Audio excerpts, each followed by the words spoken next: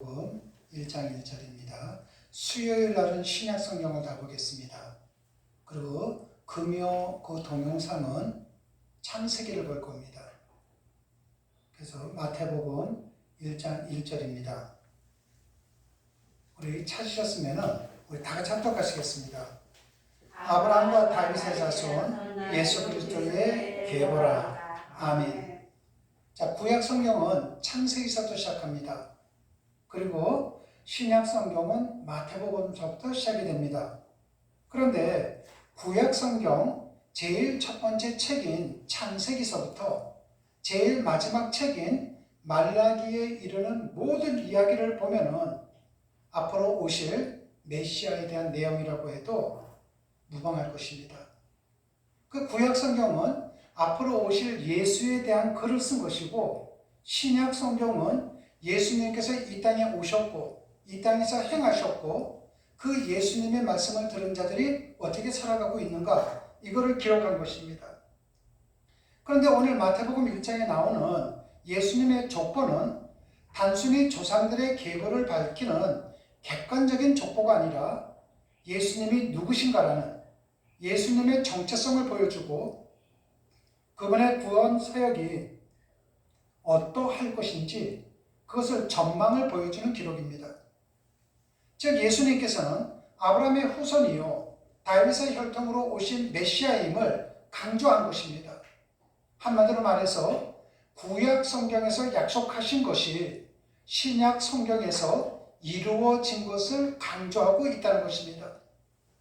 그런데 이 족보에서 이스라엘 역사 전체에 걸쳐 선별된 46명의 인물들이 만나는데, 이들의 면면을 통해서 우리가 믿는 예수님을 통해 그 예수 그리스도를 통한 구원 사역의 스케일이 얼마나 크고 얼마나 위대한지를 알 수가 있습니다.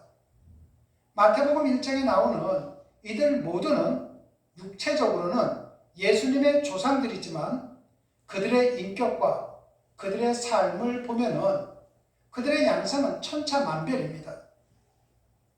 예수님의 족보에 나오는 사람들의 이름을 보면은 아브라함과 이삭과 다윗처럼 믿음의 사람들도 나옵니다.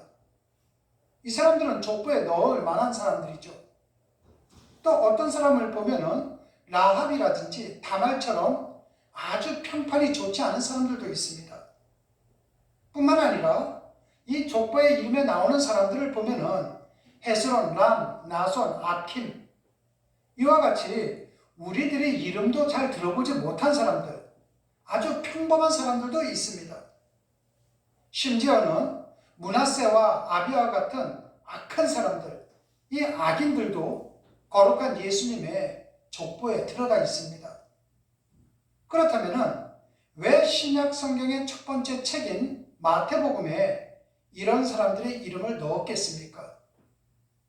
예수님의 족보에 이름을 넣는다면 좋은 사람들, 믿음이 있는 사람들 이름만 놓으면 될 텐데, 아주 윤리적으로 문제가 있는 사람, 악한 사람, 누가 누군지도 모를 만큼 평범한 사람, 왜 이러한 사람들의 이름을 넣었는가? 그것은 하나님이 품으시는 은총의 범위가 얼마나 큰지를 보여주고 있는 것입니다. 인간의 역사 속에서의 하나님의 구원 사역은 인간의 실패나 죄에 의해, 그리고 인간의 연약한 자질 때문에 제한받지 않는다는 것을 족보에 수놓은 인물들을 통해 하나님께서는 말씀하고 계시는 것입니다. 아브라함과 같은 사람뿐만이 아니라 비천한 라합과 같은 사람도, 윤리적으로 문제가 많았던 달마을과 같은 여인도, 지극히 평범하고 미약했던 나손이나 아킨 같은 사람도, 그리고 므낫세라는 지극히 악한 사람이라 할지라도 하나님의 구원의 은총에서 배제될 수가 없다는 것을 족보에서 보여주는 겁니다. 그러니까 예수님의 그 구원 사역은 믿음이 있는 사람뿐만이 아니라 믿음이 있든 없든 선인이든 악인이든 모두에게 동등하게 적응이 된다는 것입니다. 또한 예수님의 어머니인 마리아를 제외한 4명의 여인이 나옵니다.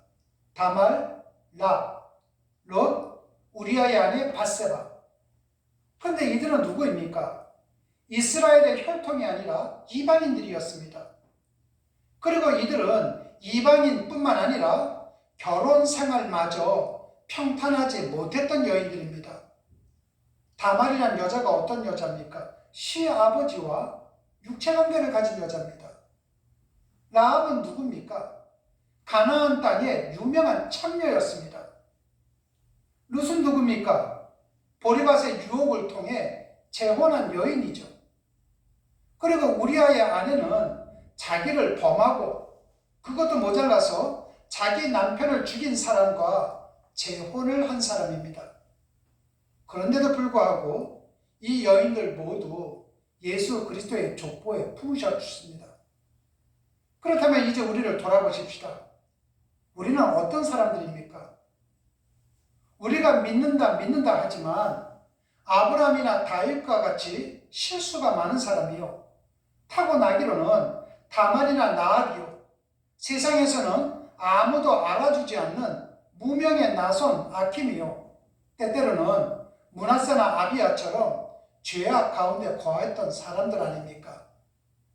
그런데 하나님께서는 예수님의 족보에 나오는 그런 사람들을 품으셨던 것처럼 우리가 남이 알아주지 아니하는 작은 사람이라 할지라도, 우리가 때때로 이기적이며 죄악 가운데 살았던 사람이라 할지라도, 우리가 도덕적으로 윤리적으로 문제가 있다 할지라도 예수님께서는 예수 그리스도라는 그 이름으로 우리를 품어주셨고 또 우리를 사용하고 계십니다. 그것은 우리 주님께서는 언제나 우리와 함께 하시는 임마누엘 하나님이시기 때문입니다. 1장 23절 말씀을 보면, 보라, 처녀가 잉태하여 아들을 낳을 것이요 그의 이름은 임마누엘이라 하리라 하셨으니, 임마누엘이 무슨 뜻입니까? 하나님께서는 우리와 함께하고 계신다는 것입니다. 그렇다면 언제까지 함께 하십니까? 마태복음 28장 20절이 이렇게 말씀하십니다. 볼지어다 내가 세상 끝날까지 너희와 항상 함께 있으리라.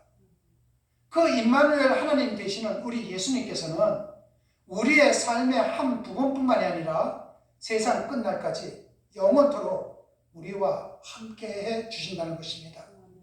그러므로 이 말씀을 믿고 언제나 내가 어떤 상황 속에 있든 하나님께서 나와 함께 한다는 사실을 믿고 매일매일을 허비하지 아니하는 그러한 삶을 살아가는 여러분이 되시기를 주님의 이름으로 축원합니다. 기도하시겠습니다. 하나님 아버지 감사합니다. 우리가 윤리적으로 문제가 많았던 다말이었습니다. 그리고 라합이었습니다. 우리는 아무도 나를 알아주지 않는 평범한 헤스론이고 람이었습니다. 또한 못나기로 이름난 악인 므낫세가 나였고 아비야가 나였습니다. 그럼에도 이런 우리가 예수 그리스도 그 이름으로 말미암는 구원의 복을 누리고 있습니다.